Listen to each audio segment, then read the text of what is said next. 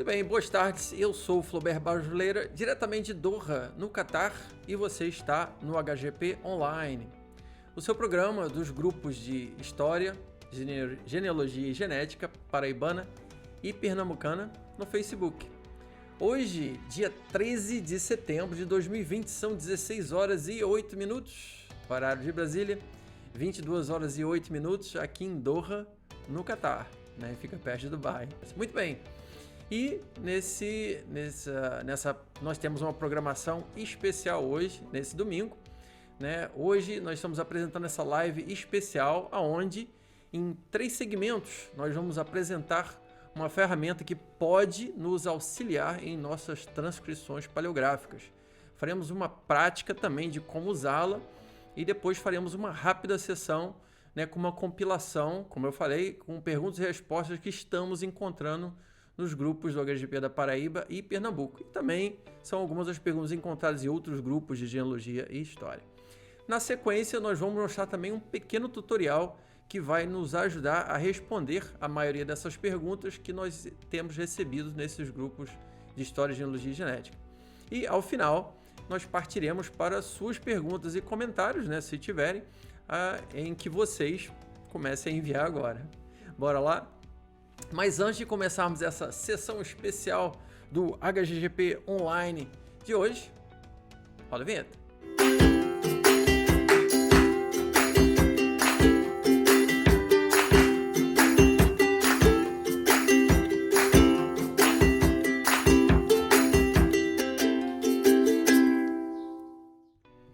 Muito bem, eu sou o Flober Bajuleira do HGGP Online, transmitindo diretamente de Doha, no Catar. São 16 horas e 9 minutos, horário de Brasília, e 22 horas e 10 minutos aqui em Doha.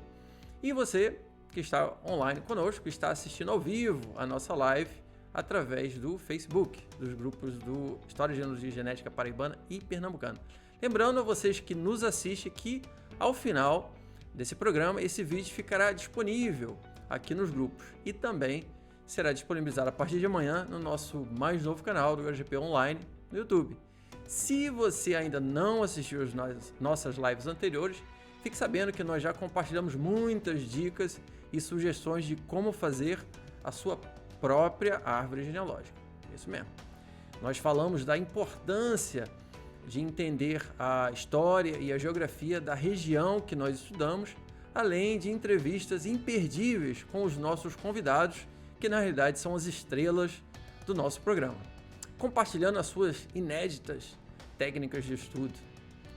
Por isso, não deixe de acessar o nosso canal do HGP Online. Acompanhe um pouco do que já rolou por aqui, apresentando agora o nosso canal do HGP Online no YouTube. Roda o VT. Olá, bons dias, tudo bom? Eu sou o Flober Bajuleira do HGP Online, passando aqui rapidamente nos grupos de História, Genealogia e Genética para anunciar o nosso mais novo canal no YouTube. Vejamos. Você quer fazer a sua árvore genealógica e não sabe por onde começar? Será que precisa estudar história e geografia das terras de seus pais e seus avós para lhe ajudar a traçar a sua ancestralidade, descobrindo as suas origens? É possível pesquisar pela internet por meus antepassados e saber o que de documentação já está digitalizado e o que não está? Como utilizar de forma inteligente a ferramenta de buscas do Family Search para me ajudar a encontrar os meus ancestrais? Como lidar com fins de linha em nossa árvore e utilizar os testes de DNA ancestral em nossas buscas? O canal do HGP Online traz isso e muito mais. Ao acompanharmos as entrevistas com outros estudiosos de genealogia e de história e aprendermos com as suas próprias técnicas e pesquisas, além de suas sugestões de leitura. Convidados como Vinícius Queiroz, com suas experiências de pesquisas na Paraíba, Elton Medeiros e seus estudos que resultaram em seu livro sobre a família Macedo no Seridó, Luciano Canuto sobre a presença de cristãos novos na Paraíba, João Piancó sobre o seu livro com a genealogia de sua família nos interiores de Pernambuco, Gilber Rubim Rangel, que nos falou das primeiras entradas no Espírito Santo. Assista também as nossas 2 séries, uma dedicada à genealogia genética, com as apresentações de Dan Andrade e Gabriel Guimarães, e a outra sobre os cariris paraibanos, apresentadas pelo professor Zezito e o professor Daniel Duarte, dando conta dos antigos habitantes e colonizadores desta região. Tudo isso e muito mais para você que não pôde assistir esses programas ao vivo, você encontra no canal do HGP Online no YouTube, que produz semanalmente um novo programa para você. Acesse o link que aparece aqui embaixo, se inscreva no nosso canal e não esqueça de marcar a sineta. E se você quer participar com os seus comentários e as suas questões em nossas próximas lives, participe dos nossos grupos do HGP no Facebook. Bora lá?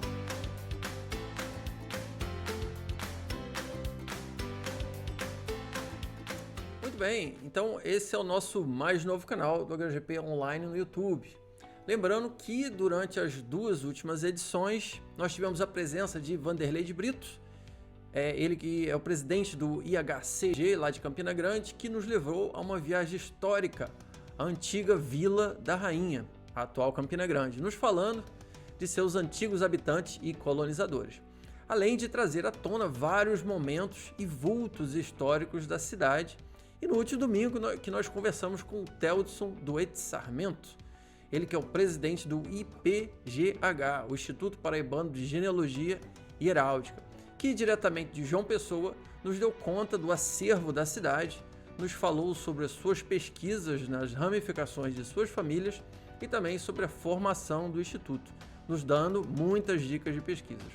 Lembrando a você que esse programa do HGP Online é preparado gratuitamente, com muito carinho, para trazer até você esse material que nós desenvolvemos ao longo da semana.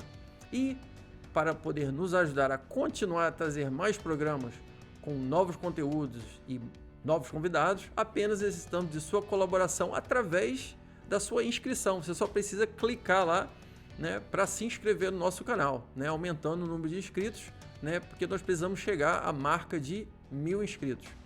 Visite, assista os nossos programas, compartilhe os nossos vídeos, inscreva-se, não deixe de ativar a sineta. O link está aparecendo aqui no vídeo, aqui em cima. Muito bem, então vamos para a nossa apresentação de dicas de genealogia de hoje. Então bora lá. Muito bem, então transcrevendo manuscritos antigos, né? Vamos falar de uma das ferramentas disponível que pode nos auxiliar, né, a fazer as nossas transcrições e nos ajudar em nossas anotações, né? Então, essa ferramenta que nós vamos apresentar hoje, né, para quem não conhece ainda, né, é o Speech Notes, né, uma ferramenta gratuita, né, de acesso a todos, né? Então, para que a gente possa entender um pouco do Speech Notes, né, assim, o porquê da necessidade desse tipo de programa, né, vamos lembrar, né, como que se faziam as transcrições antigamente, né, e até alguns ainda fazem hoje em dia, né, sem o auxílio da tecnologia atual, né? Então, quais que seriam algumas das técnicas mais comuns antigamente, né? Então, antigamente se fazia cópia feita à mão, né, de um livro para outro livro, né, ou de uma folha para outra folha, né, de um caderno para outro caderno, né? E a gente fazia isso bastante na biblioteca, né? Levava lá, pegava um lápis, né, um papel e anotava o que a gente ia lendo no livro para as nossas pesquisas, né? E mesma coisa com as transcrições antigamente também, né? E como eu falei, até hoje em dia. Então, essa é o método mais comum, né, mais tradicional, né? E outra forma, né, dependendo do lugar onde você estivesse, né, trazer um gravador e ir editando a leitura, né? E, ou seja, o único porém disso é que depois, assim, tem um segundo momento, né? Tem um segundo trabalho que é você escutar a fita de novo, né? Escutar a gravação e sair fazendo a anotação, né? Interessante também porque você guarda aquela informação, mas você tem o segundo trabalho que é depois de ouvir e anotar, né? Muito bem, então com o advento do computador, nós começamos a ler textos e imagens nas telas dos computadores e eventualmente dos celulares, como nós fazemos hoje em dia, né? E nós fazemos as transcrições de algumas maneiras, né? Tendo essa facilidade dos computadores hoje, né? Então, esse aqui é um exemplo, né? Muito comum, né? A gente faz muito, né? O documento, né? Que seja um assento de batismo, ou de casamento, né? Ou de óbito, aberto na tela, né? Do computador. E o que você faz? Você passa limpo, é um caderno, uma folha de papel, né? Ou no seu programa preferido de de editor de texto, né? Uma segunda forma, né, que também é muito comum, desculpe, é o documento aberto. Você tem uma tela de computador, ou no seu laptop, você abre metade da tela com o acento, né? Só que dependendo do tamanho do acento, tamanho da letra, né? Você tem que aumentar, diminuir, joga para lá, joga para cá. E na outra metade da outra tela você abre o seu editor de texto e começa a fazer a transcrição ali, só remexendo ali o documento de cima para baixo, aumenta, diminui e fazendo a transcrição no seu programa de editor de texto ao lado, que seja um Word ou que seja um Notepad, né, por exemplo, né? Então, são algumas das maneiras, né? E se você tem a facilidade de ter 2 monitores, melhor ainda, porque você pode deixar um documento inteiro aberto numa tela na tela do seu computador, em uma das telas, e na outra tela você deixa o seu processador de texto aberto na tela inteira também, né? Sem precisar muito aquela coisa de puxa a imagem para lá, puxa a imagem para cá, diminui e aumenta, né? É uma facilidade, né? Mas essas são as formas mais comuns, né? E o que mais, né? Então, essa aí vimos algumas formas mais comuns que a gente faz hoje em dia na hora de transcrever um assento batismo, um casamento, né? Ou de um óbito, ou um inventário, né? Ou qualquer manuscrito que a gente esteja utilizando para transcrever. Ou às vezes a gente esteja não transcrevendo o documento completo, mas extraindo algumas informações, né? Então, a nossa ideia aqui é tentar transcrever e extrair informações o mais rápido possível, né? E o menos tedioso possível, e o menos cansativo também, né? Então, essas seriam algumas técnicas mais simples comuns de transcrever as imagens. No entanto, utilizando de plugins para o seu editor de texto, para se poder adicionar essa funcionalidade, nós temos uma terceira forma, né? Que é você ler a imagem, né? Você lê o que está naquela imagem, né? As informações estão lá, as informações específicas ou o texto completo, e você dita para o seu computador que ele vai compreendendo, né, o que você vai falando, e ele vai trazendo direto para o seu processador de texto. Ou seja, você pode deixar minimizado esse aplicativo, né, que interpreta as suas palavras e traz isso para texto, e você tem mais mobilidade de você ficar mexendo rapidamente na imagem do seu assento, né? Então, essa é uma das formas que a gente traz hoje, né? Esse aplicativo, né? Para poder facilitar, agilizar esse processo, né? Para você poder agilizar esse processo de extração de nomes, datas, locais, né? Com mais rapidez.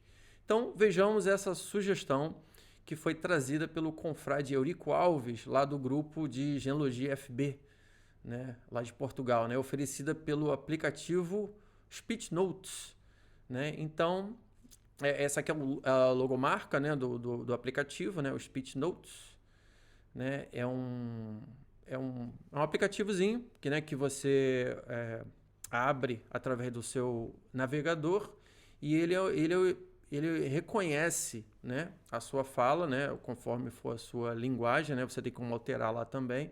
A linguagem, no caso, a gente vai colocar português, né?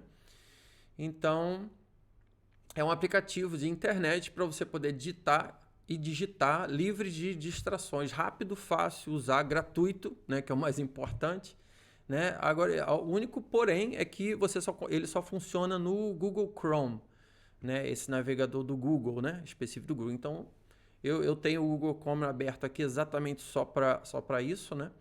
Só para usar esse aplicativo, né? Eu comecei a usar agora há pouco tempo, né? Para ser sincero, né? E eu estou achando muito interessante. Eu achei que pudesse ser interessante a gente compartilhar com todos, né? Para facilitar as nossas pesquisas, né? Então, como é que a gente usa esse aplicativo, né? Vamos passar para a parte prática, né?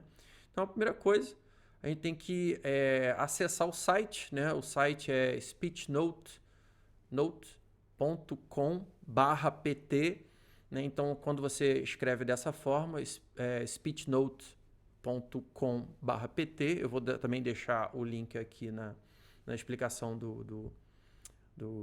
da nossa live de hoje, né? Para você poder acessar, caso não dê para pegar pelo meu áudio, né? Aí você vai abrir esse endereço através do Google Chrome, né? Ele já vai abrir a página dele, né?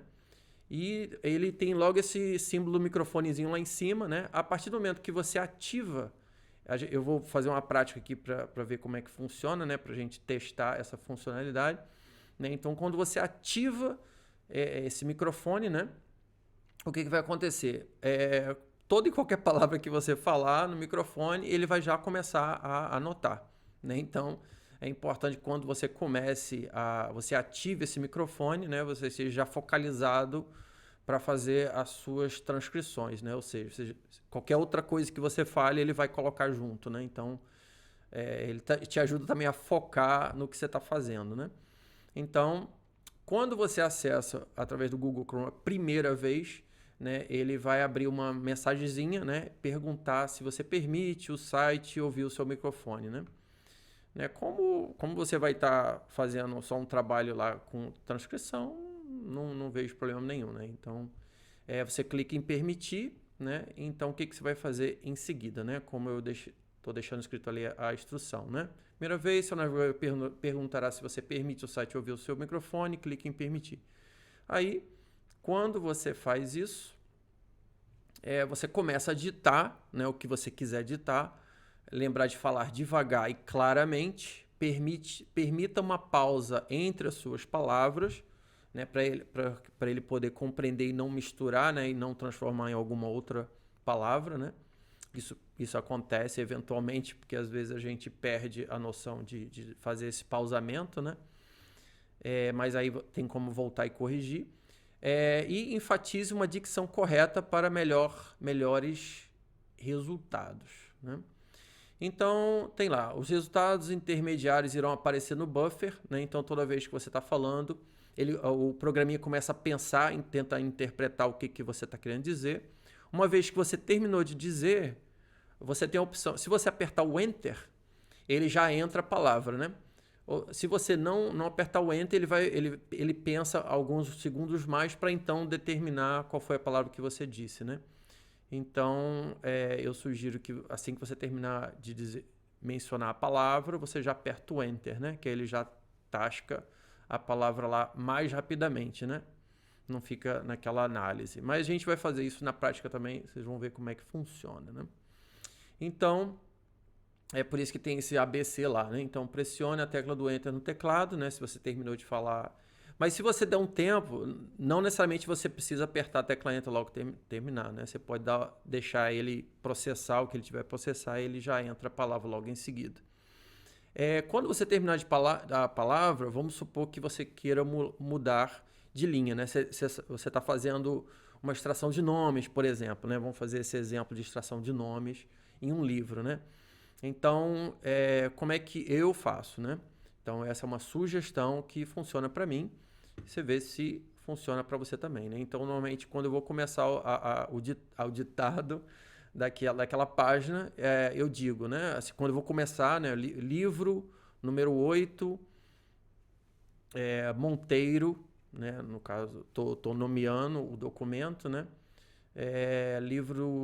Como eu falei, livro 8, Cidade de Monteiro, página 1, né? Aí ele já tem pré-determinado, a tabelinha das palavras pré-determinadas de pontuação estão bem ali do lado direito, eu vou abrir para vocês verem. E aquelas palavras pré-determinadas significa que quando você falar aquelas palavras, código, ele vai colocar uma pontuação ou vai pular uma linha, né? Então tem acento de pontuação como abre parêntese, fecha parêntese, ponto, nova linha. Então, quando alguma dessas palavras, eu vou mostrar a lista completa, ele entende que ele tem que assumir um comando e ele responde o seu comando e faz, né?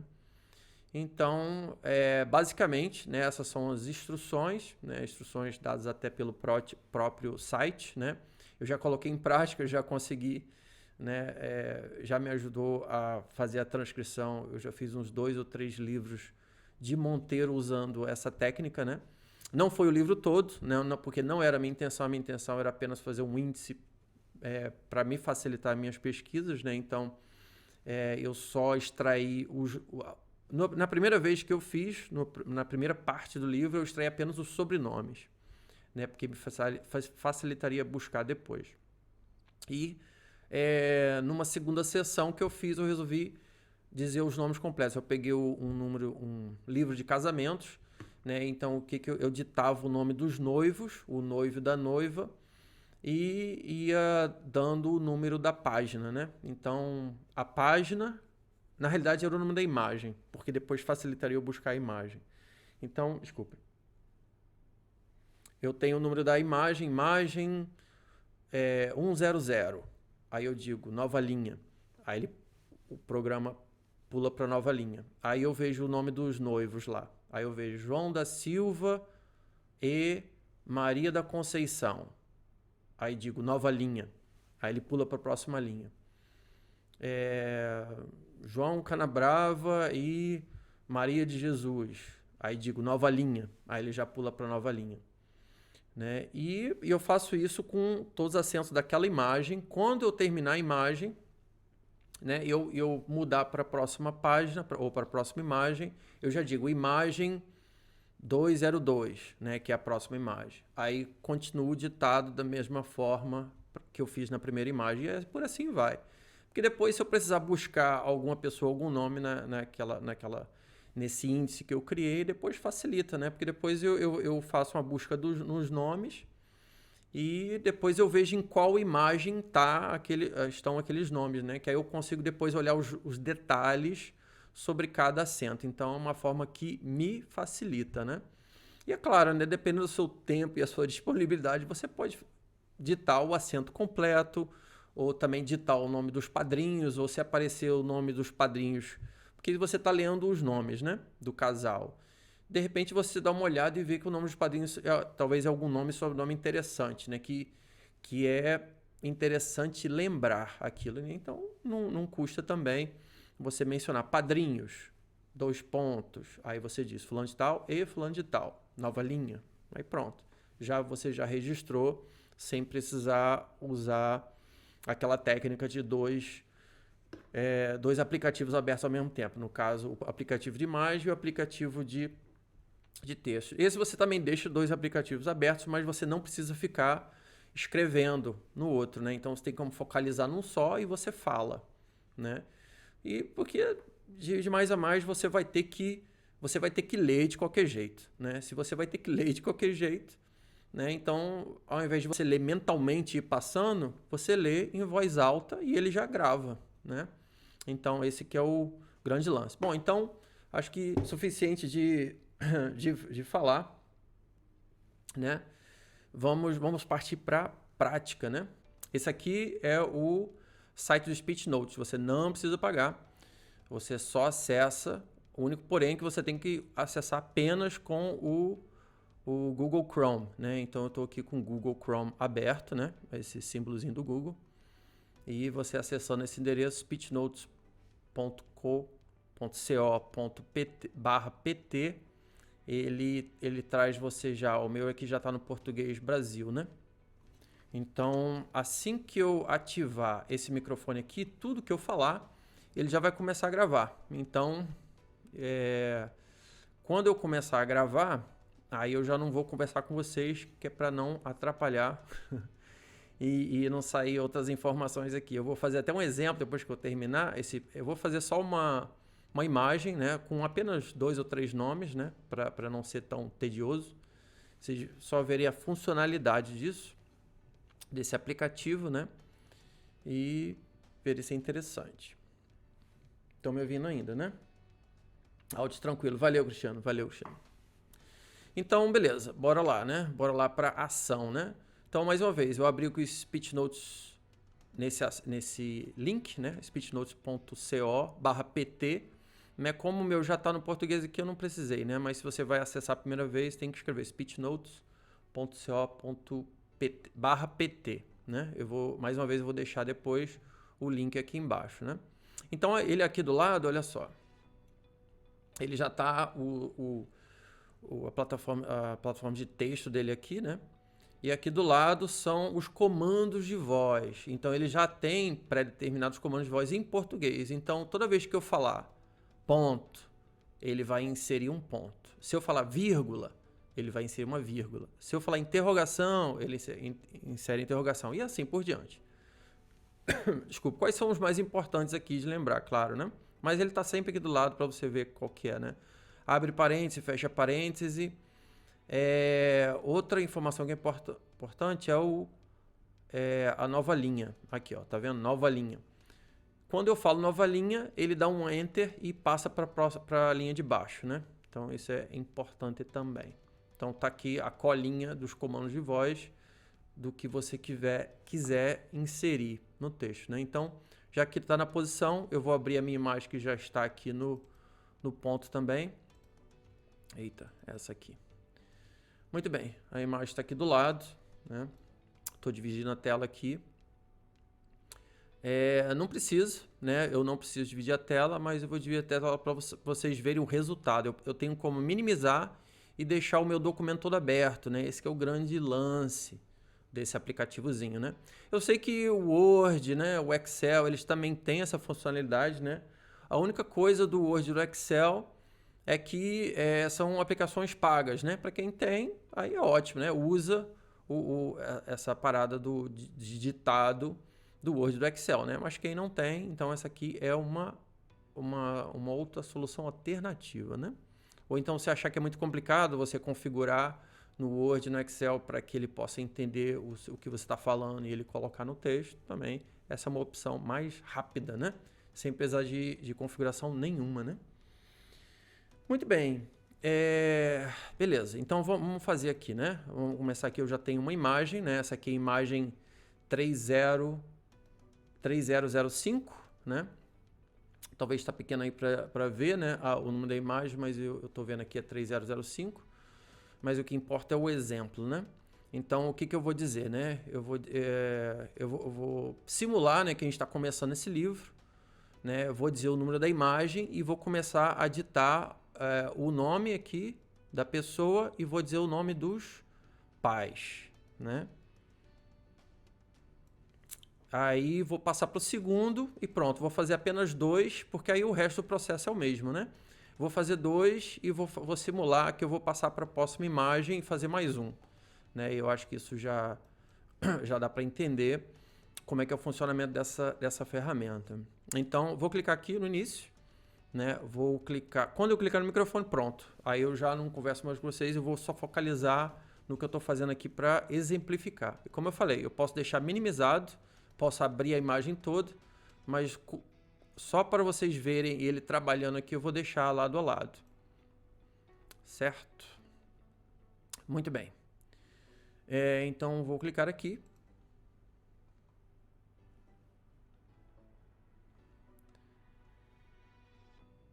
Livro de Batismos, número 8. Nova linha. Nova linha. Alexandrina.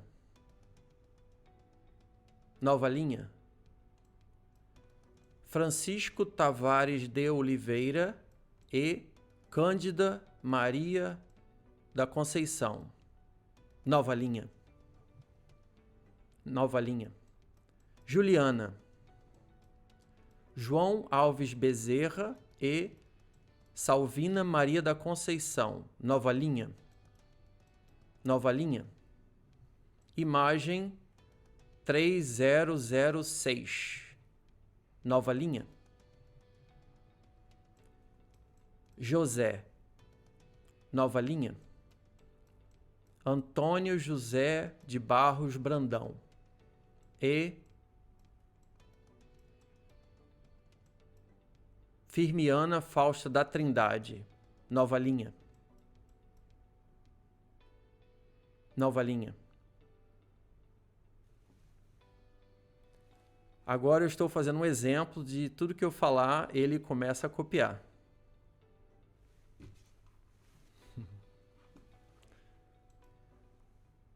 Muito bem. Então, esse aqui foi um exemplo, né, de como é que ele faz, né? Então, eu só deixei ele aberto aqui no lado do outro, que é exatamente para vocês verem ele trabalhando, né? Ele não tá anotando tudo que eu estou falando agora, porque eu acabei de desligar o microfone dele, né? Então, é assim que você vai fazer, né? Ou seja, isso vai agilizar o seu processo de leitura e o mais importante, a anotação, né? Você vai lendo e anotando sem precisar você ficar olhando de um lado para o outro, sem precisar você ficar cansando a mão, né? Você pode olhar o documento direto, você deixa minimizado aqui, deixa o seu documento todo aberto, você vai falando, né? Você vai falando e ele vai anotando para você. É como se você tivesse uma secretária lá, né? Que você vai ditando e ela vai anotando, né? Aí é só lembrando, né, que quando você termina, né, uma palavra, uma sentença, você diz nova linha, que ele já pula para nova linha e você já está pronto para anotar a próxima informação, né? E assim você faz transcrição de livros, né? Você faz indexação de nomes. É claro, você pode acrescentar outras informações na sua indexação do jeito que você quiser, né? Você pode fazer essa indexação simples que eu estou fazendo aqui como exemplo, né? Eu coloquei o nome da pessoa sendo batizada e o nome dos pais, né? E eu estou fazendo imagem por imagem, né? Porque aí depois é só eu copio essa informação que está aqui, né? Eu copio assim, ó, copio, né? Dou um copiar e trago para o meu Word, por exemplo, e dou um colar lá. Pronto, aí eu já processo aquelas informações da forma que eu quiser, né? Faço uma busca lá dentro, né? Porque é importante, quando a gente faz leitura desses livros de assento de batismo, casamentos e óbitos, é importante, muitas vezes é importante você ter informação do livro todo. Imagina você ler o livro todo para procurar apenas uma família, né? De repente é uma perda de tempo danada, e se você fizer essa anotação do livro todo, te garanto, né, já aconteceu e acontece comigo eventualmente, né, de que eu acabo encontrando algum outro antepassado que eu faço parte, que está naquele livro, eu vou ter que voltar a ler aquele livro de novo, só procurar mais um sobrenome. Mas se eu anotei uma vez só, dessa forma aqui, eu não vou precisar olhar o livro todo, manuscrito mais uma vez. É só eu fazer uma busca naquele texto que eu criei, né, ditando, e ele vai achar para mim o sobrenome, os nomes das pessoas e vai me dizer a imagem onde está. Depois eu direto na imagem e pronto, eu vejo todos os detalhes daquele assento mais rapidamente, né? Então, essa é uma técnica, né, de pesquisas e estudos, né, que auxilia bastante a gente que tem que ler esses livros manuscritos, porque não tem outro jeito, né? Indexação no Family Search é boa, muito boa, né, te dá pistas, mas elas não são completas, né? Elas pulam, né, informações que não são relevantes, né, naquele momento, né, que é tirar o nome da pessoa e o nome do pai e da mãe, mas tem outras informações importantes lá, tem informação do local onde eles moravam, né, tem informação aonde foi batizado, tem informação do padrinho e da madrinha, né, que talvez muitas das vezes trazem informações adicionais importantíssimas para a gente poder desvendar certos mistérios que ficam travados, né? Os famosos fins de linha, né? Então tem informações importantíssimas, né, na leitura, né? Às vezes você encontra que o seu bisavô, trisavô, seu ancestral, talvez eles não estão como pai e mãe, mas eles estão como padrinhos, eles estão figurando como padrinhos. Aí às vezes isso te ajuda a você... Deixa eu passar aqui para mim. Às vezes te ajuda a você poder desvendar certos problemas. Por exemplo, você não tem certeza de quando aquele seu antepassado faleceu, né? Mas se você vê que num assento, em outros assentos, eles estão vivos ainda, agindo como padrinhos e madrinhos, então você já tem como melhorar a sua... Porque você começa a trabalhar com teorias. Será que ele faleceu em tal ano, né? Mas se você vê que ele está vivo, figurando como padrinho e madrinha, né? Então você já sabe que ele não faleceu por ali, né? Ele faleceu mais para frente. Então ajuda bastante a leitura do assento completo quando a gente vê aquelas indexações, né? Então não se conformem, nunca se conformem, por favor, naquelas indexações que a gente encontra, né? Façam questão de todas as indexações que vocês encontram no Family Search, né, vocês quererem olhar o documento original para colher as outras informações que naquele momento não foram colhidas, né? E tenho certeza que vocês vão encontrar surpresas lá, talvez novas datas, né? Eu já encontrei muito, eu ainda sempre continuo encontrando muitas indexações feitas, né, por várias pessoas, né, porque compartilhamos ancestrais em comum, e eu verifico que tem muita informação que foram anexadas àquele indivíduo, mas não foram extraídas tudo. Tem informação lá de quem era o avô, quem era o pai, que por acaso não foram extraídos naquela ocasião, mas a gente lendo o original, tá lá, né? E você já consegue pular mais uma, mais duas gerações só porque você inventou de olhar o assento original. Então, olhem sempre o assento original. Essa é uma subdica da dica da transcrição, né? Dos documentos originais, né? Então, muito bem. Essa foi a dica, né? E a parte prática dessa ferramenta, né, que nós apresentamos hoje, que é o Speech Notes, né, que eu vou deixar o link aqui embaixo, né, se você por acaso não pegou.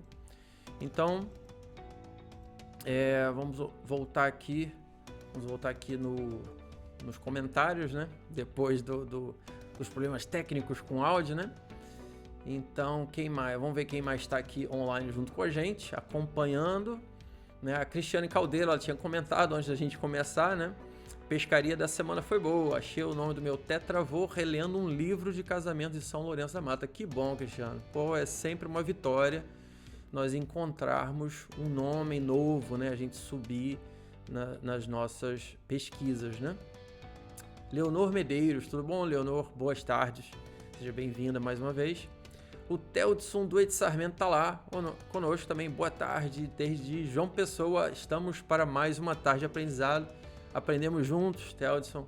Muito obrigado, Teldson, que é o presidente do IPGH, né, diretamente lá de João Pessoa, né? Foi um dos nossos convidados aqui na semana passada, né? O Daniel Castro. Olá, Daniel, tudo bom? Parabéns pelo trabalho. Muito obrigado, meu amigo. Muito bom. Diretamente lá de Los Angeles, né? O Ivan Fontinelli Meira, boa tarde. Ivan Fontinelli Meira, primo também, lá de Fortaleza, dizendo aqui a temperatura 29 graus e tarde ensolarada. Olha só. Pois é, aqui tá de noite, tá quantos graus? Tava 34 graus. Pois é, estamos alto verão. Aí depois tivemos a situação com áudio, né? O pessoal falando. Depois disso... O que mais? No começo faltou áudio, faltou mesmo, foi mal, gente. Beleza, ainda bem que vocês avisaram, né? Eu pude voltar aqui, né? E poder trazer informação, né? Pra gente compartilhar juntos essa informação importante, né?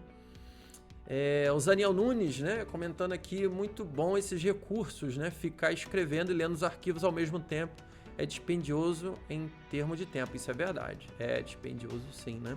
Então, pois eu acho que o grande lance desse aplicativo, assim como qualquer outro aplicativo que você tenha, né? Esse foi uma sugestão, né? Existem outros por aí, né? Eu só trouxe esse porque é um aplicativo gratuito, né? É só um site que você abre e deixa ali quietinho, minimizado, né? E ele vai te ouvindo ali pro que você quiser copiar, né? O que mais? A Zélia, né? O slide com as instruções está ruim, eu tô enxergando pouco. Tava ruim de ver? Mais alguém? Tava ruim de ver também ou só a Zélia? O áudio tá ok, a Cristiane falou, né? Tiago Cantalice, hoje se encerra a Festa dos Milagres, só falta você aqui. Ah, pois é, lá em São João do Cariri, né? Hoje é o encerramento da festa de Nossa Senhora dos Milagres, né? A padroeira lá de São João do Cariri, a mãe, né? A Santa Mãe lá da antiga freguesia do Cariri de Fora, né? Antiquíssima, né? 270 anos celebrando. José Pascoal de Cantalice, boa tarde, Flávio, um abraço, primo, vou assistir a missa lá em São João, quero ir, abraço, vai com fé. Eu assisti ontem, né? Ou foi anteontem que eu assisti. A Cristiane Caldeira, o Zaniel, eu dito no celular enquanto leio do notebook. Não sabia usar os comandos de pontuação, isso vai facilitar, com certeza, facilita bastante, né? É verdade, também tem me facilitado. Eu confesso, como eu falei, né? Eu comecei a usar esse tipo de programa há pouco tempo, né? Então, tem me salvado muito tempo, né? Tem me salvado muito tempo mesmo. Então, aí eu pensei, de repente seria interessante compartilhar com o pessoal, né? Aí depois da casa arrombada eu coloquei o cadeado e agora eu passei a registrar tudo. Me ajudou muito esse tutorial de hoje, foi grato. Valeu, Cristiano. Que bom, fico contente. Marco de Aurélia, tudo bom, Marco? Abraço também. Leonor Medeiros, boa tarde também, Leonor. Riso Lima faz parte por ser ao vivo, fica tranquilo, valeu, obrigado. Leonor, não deu para ler direito, mas eu geralmente não enxergo mesmo. Não, devia estar pequeno mesmo, né? Mas eu acho que eu coloquei as próximas, porque como eram umas instruções muito chata, né? Tudo pequenininho, aquelas mesmas instruções eu só copiei e colei do site do Speech Notes, né? Então por isso que eu pensei em fazer a parte prática, né? Porque aí, às vezes a gente acaba decorando mais vendo fazer do que lendo as instruções, né? Então aquelas instruções que eu coloquei que estava difícil de ler para alguns, eu fiz na prática depois, né? Mas se você retornar no site do Speech Notes, né? Eles têm lá aquelas mesmas instruções lá repetidas, né? Então dá para voltar, né? No link, né? Para quem fizer questão de dar uma olhada nas instruções mais uma vez, né? Muito bem. Zito Borba, boa tarde. João de Andrade Lero tá na sua árvore genealógica? Não, Zito Borba, Lero. Zito Borba. Esse João de Andrade Lero não tá na árvore genealógica. Por enquanto, não. Né? Por enquanto, eu não tenho registros desse sobrenome na minha árvore. Por enquanto, não. Socorro Dantas, boa tarde. Eu sou iniciante nessas pesquisas. Seja bem-vinda. Né? Esse espaço aqui é exatamente para você, né? Para todos que estamos aprendendo, estamos começando. Muito bem, então vamos continuar, né, com a apresentação de hoje. Então, onde encontro os registros de nascimento de Salgueiro, Pernambuco digitalizados? Pois é, aonde encontrar? É uma pergunta legítima, né? E acredito que alguns que estejam assistindo sabem como responder, né? E eu vou deixar para responder através de um mini tutorial, né, que nós preparamos logo na sequência dessas perguntas, né? Vocês vão ver que esse tipo de pergunta tem acontecido muito, né? Então, pensando nesse tipo de pergunta, nós preparamos esse mini tutorial que eu vou mostrar o tutorial e, na sequência, eu vou, na prática, né, eu vou abrir o site do Family Search e a gente vai ver como que na prática a gente faz isso, né? Então, esse é um exemplo de perguntas que a gente tem tido muito, né? Onde encontra os registros de nascimento da localização tal já digitalizados, né? Que mais? Outro tipo de pergunta que é no mesmo estilo, né? Alguém tem os registros da igreja de Pombal, na Paraíba, anterior a 1889? Né? Uma pergunta que foi feita ontem, né? Às 12h49, né?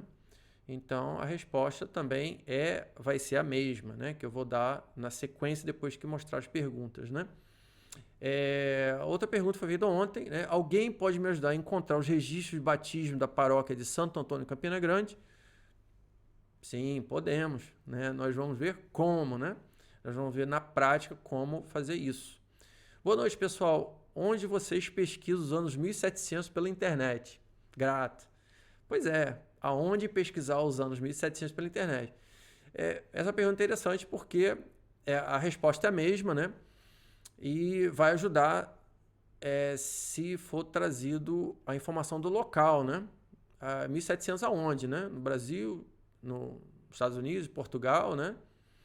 Eu acredito, como foi perguntado na Paraíba, talvez da Paraíba de 1700, né? Então a gente deduz, né?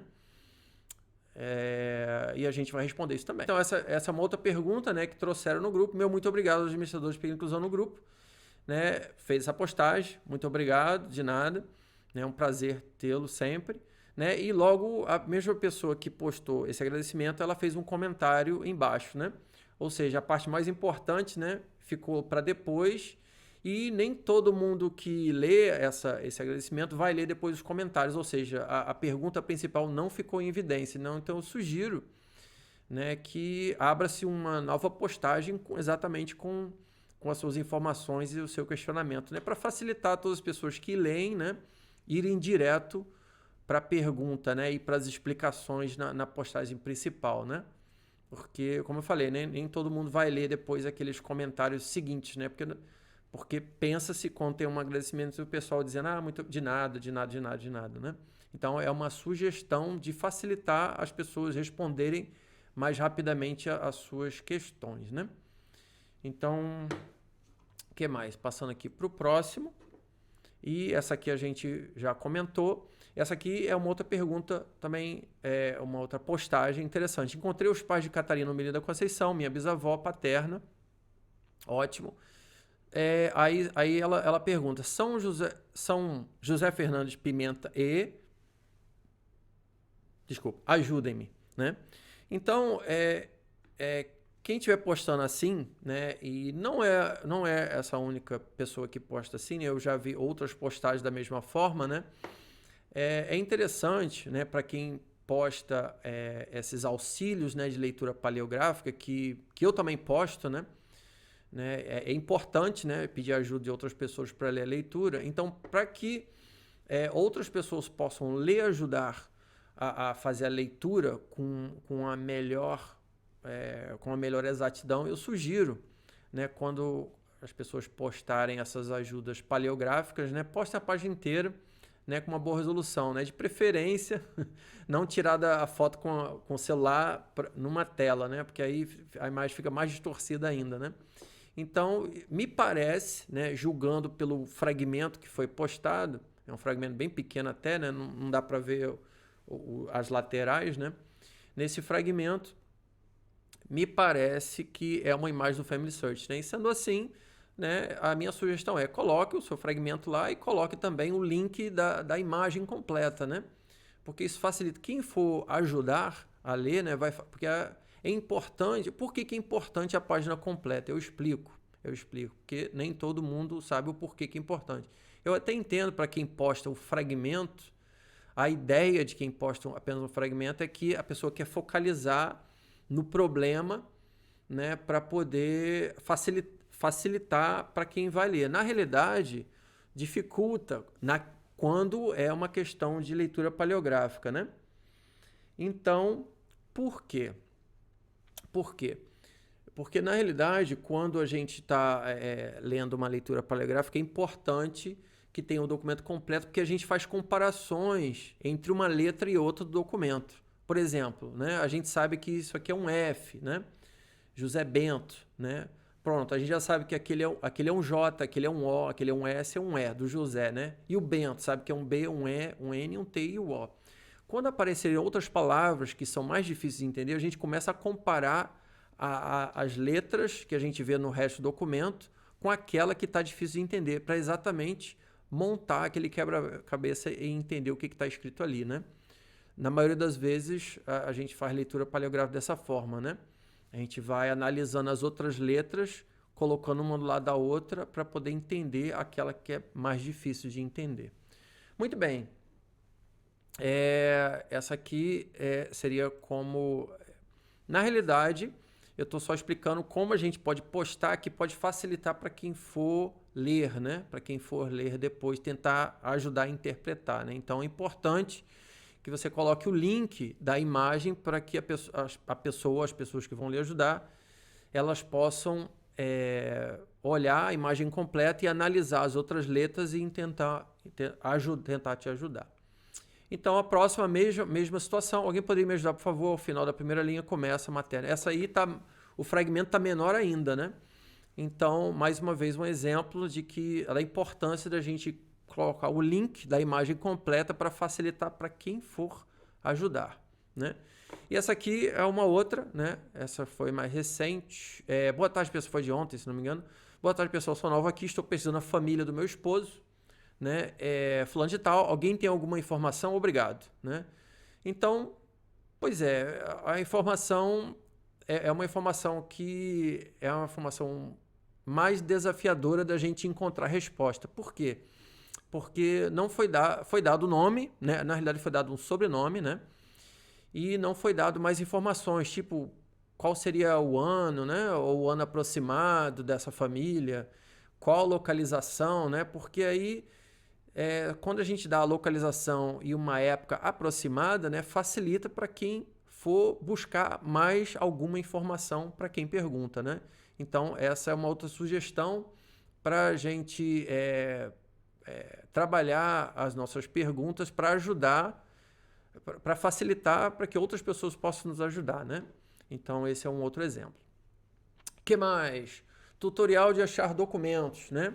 Então, para responder a maioria daquelas perguntas, né, nós criamos um mini tutorial, né, para ajudar a encontrar os livros de registro civil e eclesiásticos no Family Search. Como fazer isso, né? Então, é o tutorial que a gente preparou, né?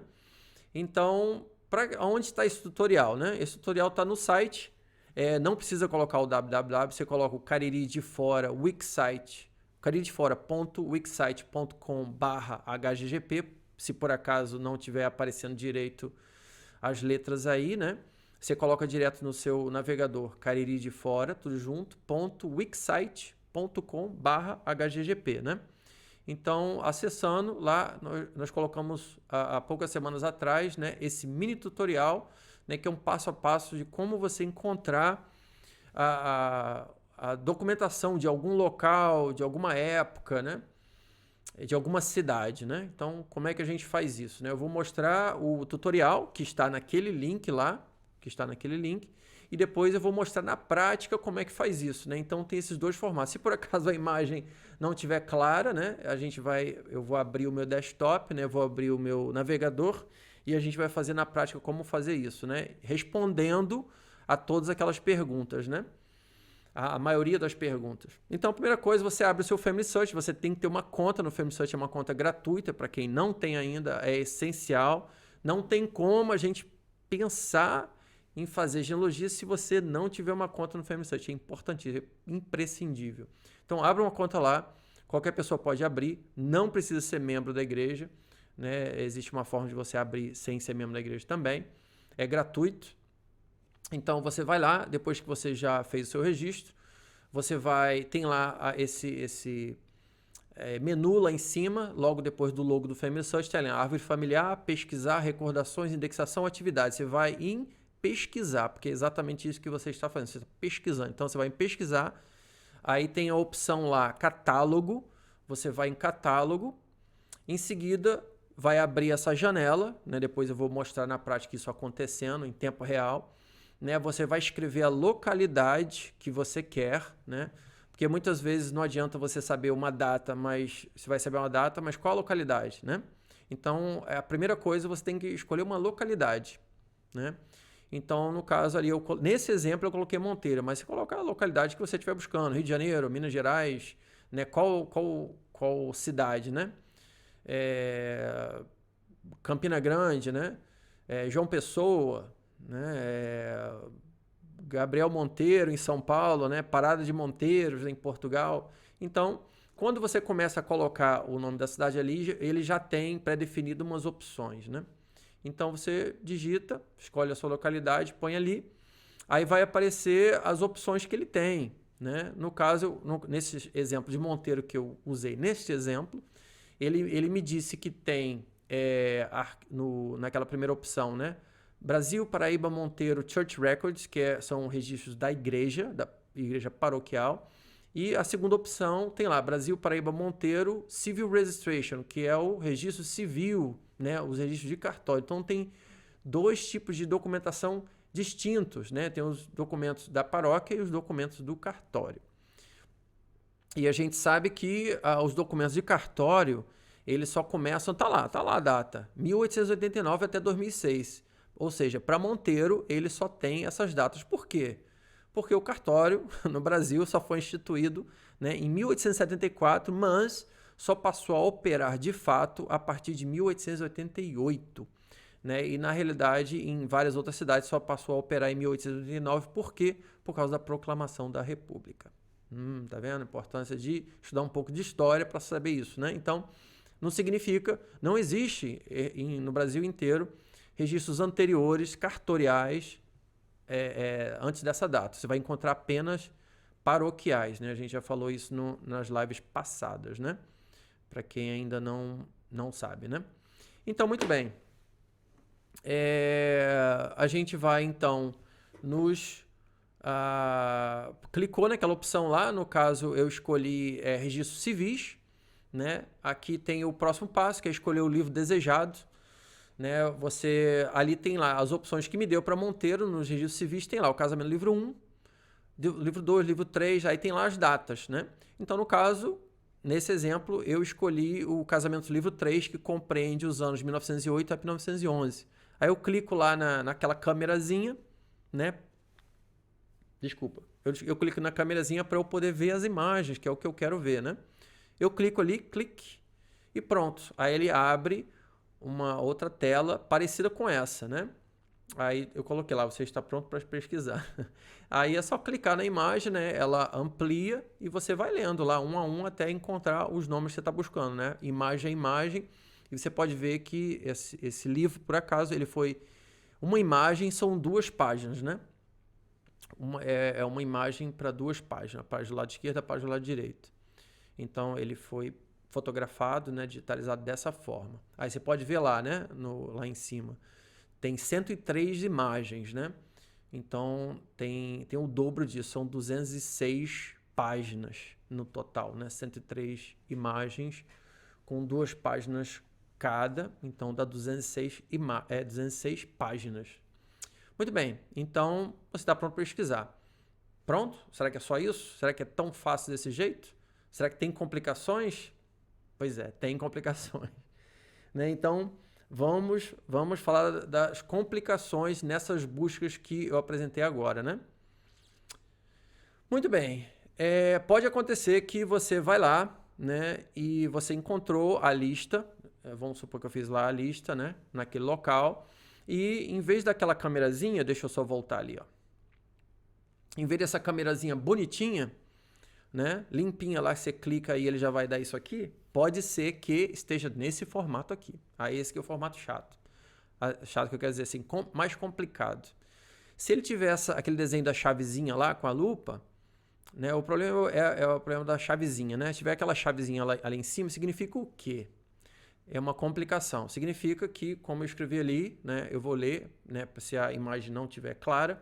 Se a câmera estiver com a chave, significa que as imagens só podem ser visualizadas em um CHF. Mas o que é um CHF? Um CHF significa Centro de História da Família, ou seja, numa igreja mórmon, numa capela dos mórmons da Igreja de Jesus Cristo dos Santos dos Últimos Dias, só indo lá pessoalmente, presencialmente. Agora, se não me engano, estão fechados por causa da pandemia, né? Mas quando reabrirem, e se a imagem tiver com esse símbolo ali, você não vai conseguir ver de casa, você vai conseguir ver apenas indo em alguns dias específicos para fazer essa pesquisa dentro da igreja mórmon, ok? Aí se você insistir em clicar ali, o que vai dar? Eu vou mostrar. Vai aparecer isso aqui, essa mensagem, né? Vai dizer que essa mesma mensagem, ao tentar visualizar as imagens, apenas podem ser vistas em um CHF, em um Centro de História da Família. Vai aparecer essa imagem lá, imagens disponíveis. Para visualizar essas imagens, escolha uma das opções. Acessar o site do Centro da História da Família. Você tem que estar dentro da História da Família para poder acessar. Ou acessar em uma biblioteca afiliada do FamiSearch. Erro, exibir mensagem, tente novamente mais tarde. Se aparecer desse jeito, né, porque você insistiu em tentar abrir aquele ali que tem uma chavezinha e deu essa mensagem de erro. Ou seja, esse livro está digitalizado sim, você só vai conseguir ver presencialmente, fisicamente, dentro de uma igreja mórmon, né, usando o computador deles lá para visualizar. Aí você vai conseguir ver, ok? Aí você pode ver, aí você pesquisando lá, você pode baixar a imagem que você encontrou depois para o seu pendrive, né? Mas só pode ser pesquisada dentro de uma igreja mórmon, né? Por que isso? Né? Porque o FamiSearch ele faz acordos, né, com as paróquias ou com os cartórios, né, já fez ao longo de vários anos com vários, e cada acordo com cada cartório, com cada igreja é diferente, não é o mesmo, né, até porque cada bispado de cada estado, né, eles permitem ou não fazer a digitalização daqueles documentos, né, e dependendo do acordo que é firmado no momento que são digitalizadas, né, o bispo que tiver atuante naquele momento que é feito o contrato, ele que vai ditar, não, essas imagens você pode, depois que você fizer, você pode, igreja mórmon, você pode disponibilizar publicamente no seu site para todo mundo. Ou se for um bispo um pouco mais tradicional, ele pode dizer, não, você pode digitalizar sim, só que eu quero que, para que as pessoas possam ver essas imagens, eles têm que entrar na sua igreja e poderem verem de lá, né? Então, não é algo que o FamiSearch... na realidade, o FamiSearch ele quer colocar todas essas imagens disponíveis, mas ele tem que respeitar a vontade do guardião das imagens, né? Por isso que nem todas as imagens estão disponíveis. Então, é por isso aí, né? Então, essas aí são as complicações que podem acontecer quando você faz a busca, né? Agora vamos partir rapidamente para a parte da prática. Então, tá aqui, né? É o site do Family Search, né? www.familysearch.org, né? Para quem não conhece ainda, né? E depois que eu me registro, eu entro, né? Eu faço um login e o que eu vou fazer? Eita, o meu tá em inglês aqui, deixa eu passar para português para facilitar, né? Porque senão complica. Desculpa. Beleza, então voltando aqui, agora voltou ao português, né? Então, como eu falei, do lado do logo lá do Family Search, né? Eu vou lendo o que está escrito aqui para, se por acaso, né, a imagem não tiver tão definida, né, pelo menos vocês vão saber o que eu estou clicando, né? Então, tá aqui no meu canto esquerdo superior do meu navegador, né? Depois que eu já fiz login no Family Search, está o logo do Family Search, está o árvore familiar, pesquisar, eu vou exatamente aí em pesquisar, né? A pergunta é como que eu faço para descobrir os arquivos da localidade tal, né? Aí você vai pesquisar, vai em catálogo, você clicou em catálogo, ele abre essa página, né, pesquisar por localidade. Então aqui você vai colocar a localidade que você está pesquisando, né? Então o exemplo que eu fiz no tutorial tá Monteiro, né? Mas vamos colocar, por exemplo, João Pessoa, né? João Pessoa. Quando eu começo a escrever, você vê que ele já aparece aqui uma sugestão, né? Então eu coloquei João Pessoa, vamos colocar São Paulo, por exemplo, né? Opa, São Paulo. Tem Brasil, São Paulo, São Paulo, Portugal, Lisboa, São Paulo, né? Tem outras opções, né? Uma outra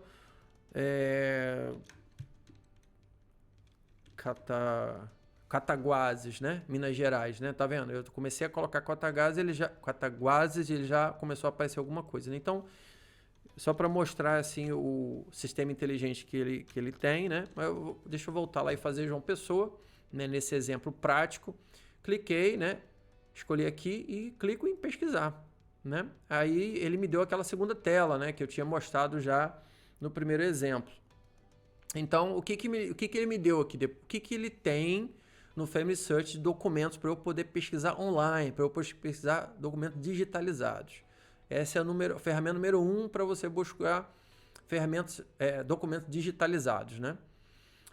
Aí aqui tem 3 opções. As opções que me deram para João Pessoa foram Church Records, né, que são os documentos de igreja paroquiais. Tem 40 documentos lá. De registro civil tem um e João Pessoa História tem um. No caso, vamos nos paroquiais dessa vez, já que o exemplo foi registro civil da primeira vez, né? Os das igrejas paroquiais são sempre os mais antigos, né? Respondendo aquela pergunta lá de 1700, né? Então vamos ver a antiguidade dos arquivos de João Pessoa que o Family Search tem para essa cidade. Então aqui tem as paróquias, né? E tem os anos, né? No caso, a paróquia São Pedro e São Paulo, porque tem várias igrejas em João Pessoa, né?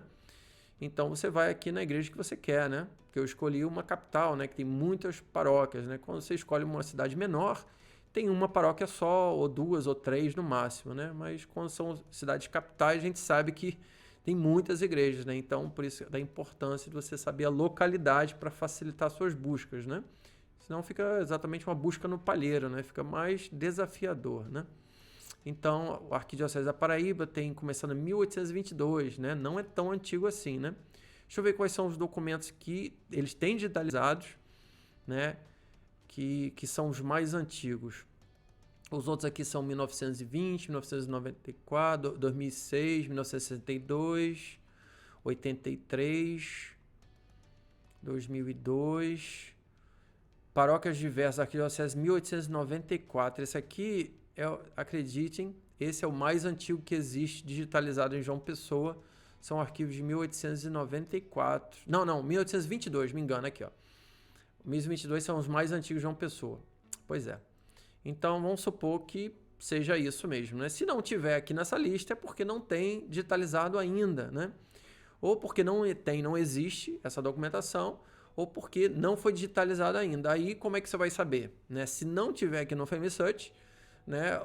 A única outra opção é você pesquisar in loco, né? Pesquisar lá na localidade, né? Ligar, mandar e-mail, né? Para aquela paróquia, perguntar, olha, até onde eu sei, a documentação que está digitalizada é do ano tal, né? Por acaso vocês têm documentação que não foi digitalizada anteriores a isso, né? Então, não tem outro jeito mesmo. Se não tiver digitalizado, né? Aí é mais desafiador, aí só presencial mesmo, né? Aí o único jeito é pesquisando com a própria paróquia. No caso aqui, o exemplo a gente está dando de paróquia, né? Então, o que tem aqui dessa data, né? Esse aqui é o mais recente, 2005. Qual é aqueles mais antigos? Olha, tem processo de ordenação sacerdotal em João Pessoa, né? Começando aqui, tá em 1905, 1898, são os processos de ordenação sacerdotal, né? Então, naquelas datas, ele contemplou essa documentação que está aqui, né? Que é mais antiga. Deixa eu ver se, fora esses processos de ordenação sacerdotal para João Pessoa, aparece alguma outra coisa. Aqui diz que tem 3 páginas. A primeira página, os mais antigos, é só, nesse caso, processo de ordenação sacerdotal. Também são documentos úteis, né? Porque podem trazer alguma informação sobre algum ancestral que tenha sido padre, né? Se foi dentro de alguma dessas datas que eles têm aqui. Pois é, não, aqui para João Pessoa, a documentação mais antiga é 1881 e o tipo de documento é ordenação sacerdotal. Pois é, o que tem de mais antigo disponível que talvez possa ser importante? Você pode ver que todas aqui estão na câmera sem a chavezinha, ou seja, se eu clicar, eu consigo ver o documento sem problema nenhum. Consigo ver daqui, né? A gente consegue ver de casa. Então, vamos voltar aqui na primeira página. O que eles têm disponível a partir de 1900, bem recente, muito recente, 1966. São crismas, 1966, né? Tá, vamos supor... Desculpe. Vamos supor que eu queira ver esse livro aqui, né? É a crisma de 1966, né? Aí eu clico aqui na câmerazinha que está aberta, sem nenhum outro símbolo, ele vai abrir. Plum. Pum. Aí é só eu começar, né? Eu clico na página, ele amplia e eu começo a ler lá, ó, tá vendo? Vilma, Antônia, 3 anos de idade, as informações, blá blá blá. Aí vou passando as páginas aqui do livro, né? Igual como se eu estivesse lendo o livro lá pessoalmente. Só que é interessante que eu amplio o quanto eu quiser, né? Diminuo. Ele tem até a opção interessante de contraste também, né? Tem umas ferramentas aqui, ó, se eu quiser inverter para me ajudar a ler, né? Então tem essas funcionalidades, né? Então a gente fez aqui um exemplo, né? De quando não tem a chavezinha, né? Eu vou dar só um exemplo para vocês aqui, para vocês verem na prática, quando tem a chavezinha, né? Que aí é desafiador, né? Desafiador, para ser mais diplomático, né? Eu vou dar um exemplo aqui, né? Por exemplo, Cabaceiras, né? Que eu sei que tem alguns livros lá que estão com chavezinha, né? Nem todos, mas alguns estão. Então, Cabaceiras aqui. Vou dar um exemplo. O que pode acontecer também, né? Além de não ter o documento da época do local que você está procurando. Mais uma vez, eu repito. Se não tiver no Family Search, não está digitalizado. Então, qual é o caminho se não tiver no Family Search? O caminho é você entrar em contato com a instituição, que seja o cartório, que seja a igreja, e perguntar. Saber, por acaso foi digitalizado por alguma outra entidade, porque no Family Search não tem. Aí eles podem, o mais que ele pode dizer, sim, tem uma instituição chamada tal que eles digitalizaram, né? Aí pronto, aí é uma maravilha, né? Que você vai lá e conversa com eles e tenta ter acesso, né? Mas na maioria das vezes, né? A maioria das vezes não foi digitalizado, ou na maioria das vezes não tem também, né? Aí é mais desafiador, né? Então, no caso aqui, agora eu busquei Cabaceiras, né? Porque eu quero exemplificar o que acontece se eu tento forçar olhar livros que estão com a chavezinha, né? Então, deixa eu ver. Aqui tá com a lupa, né? Então vamos ver. Eu acho que não vai aparecer porque tem a lupa também, né? Opa, apareceu, tá aqui, beleza. Então tá certo. Com a lupa você consegue ver. Eu achava que não dava pra ver. Deixa eu ver, esse aqui também dá? Olha só que maravilha também. Tá, deixa eu ir pro outro exemplo aqui. Ah, é registro civil. Ah, não. Pô, registro civil estão todos lá que eu sei. É porque eu tenho que olhar no da igreja, que é o mais antigo. Né? Eu insisti, fui no registro civil de novo. Vamos aqui no da igreja. Aqui, ó. O registro paroquial de 1835, né? Que é quando a gente sabe que começou a paróquia. Aqui, ó, tá vendo? Esse aqui é o número 1 de batismos de Cabaceiras, né? Aí, pô, mas aí eu conheço alguém que morava em Cabaceiras antes disso, né? E como é que eu encontro mais para trás? Aí, o que entra aí é você saber um pouco da história administrativa do local. Porque aí, por acaso, né? Eu tô dando um exemplo, por acaso eu já sei, né? Porque eu já fiz esse caminho há algum tempo atrás. Eu sei que todos os batismos, casamentos e óbitos que aconteciam na localidade de Cabaceiras eram registrados em São João do Cariri. Né? Aí, ou seja, todo mundo era registrado lá porque era a igreja matriz. Né? A Cabaceiras só passou a ser igreja freguesia, né? Paroquial, que podia registrar, né? Tem um termo, esqueci agora, mas ela só passou a fazer os próprios registros a partir de 1865. Antes disso, está tudo em São João do Cariri, que é mais antigo. Você já encontra documentação a partir de 1740, 1750, já tem documentação por lá, né? Então, vamos dar uma forçada de barra. Eu sei que esse batismo número 1 de Cabaceiras, ele está mostrando uma chavezinha, mas eu quero insistir que eu quero ver essa imagem. O que acontece? Se eu clico ali, o que ele vai me dar? Não, pois é. Então, imagens disponíveis para visualizar, você tem que ir no Centro de História da Família, que é o tal do CHF, né? Ou na biblioteca afiliada ao Family Search. E aparece as imagens todas assim, foto, toda vazia, né? Ou seja, você tenta acessar de casa, você não vai conseguir ver. Essas fotos estão lá, estão sim, mas você tem que acessar através de um CHF, né? Ou a biblioteca afiliada ao Family Search. Aí, você clicando aqui, vai dar o link da igreja. Aí você diz a sua localidade, você vai encontrar qual é a igreja mórmon mais próxima da onde você mora para você poder ir lá. Mas você tem que ver quando que vai acabar essa pandemia que a igreja vai voltar a funcionar, né? Voltar a funcionar, você vai conseguir ir lá e olhar isso aqui tudo bonitinho, vai conseguir acessar essas imagens. Mas é o único jeito, não tem outro. Não tem outro. Tá vendo? Erro, exibir imagem, tente novamente mais tarde, quando na realidade você vai conseguir tentar novamente mais tarde só através de um CHF. Foi a nossa apresentação especial de hoje do HGP Online, né? Dos grupos de História, Genealogia e Genética Paraibana e Pernambucana, que apresentamos, como falei, essa ferramenta do Speech Notes que nos auxilia nas nossas transcrições, nas nossas notas e na sequência nós apresentamos algumas perguntas que vêm ocorrido com mais frequência no nosso grupo, né? E damos dicas de como resolver através das pesquisas no catálogo de localidades do Family Search e detalhar melhor algumas de nossas perguntas do grupo. Para quê? Para alcançar melhor e mais rapidamente as respostas que todos nós precisamos, né? Então essa foi a intenção, né, da preparação dessas dicas de hoje, né? Na semana que vem, né, na 17ª edição do HGP Online, nós receberemos aqui em nosso programa o Carlos Alberto Isoldi, ele que é presidente da ABRASP, que é a Associação Brasileira de Pesquisadores de História e Genealogia. Diretamente de Belo Horizonte, Minas Gerais, ele falará sobre as suas pesquisas genealógicas nas regiões de Minas Gerais e Itália, né? E também falará sobre a ASBRAP, né, a sua fundação, o seu acervo, e trará dicas imperdíveis destinadas aos marinheiros de primeira viagem e também aos lobos do mar. Fique ligado nos nossos grupos do Facebook para as nossas próximas novidades.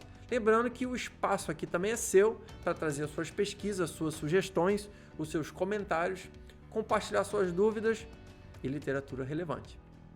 Não deixe também de conferir o nosso mais novo canal do HGP Online no YouTube, onde além de você poder rever essa nossa apresentação de hoje, né, você vai poder acessar as lives anteriores, assistir aos nossos outros vídeos sugeridos. Muito bem, abraços fraternos. Tenha um excelente fim de tarde, ou uma noite. Mantenha-se em segurança durante essa pandemia, né? E que tenha uma semana cheia de descobertas. Bem-aja e até a próxima. Tchau. Bora lá?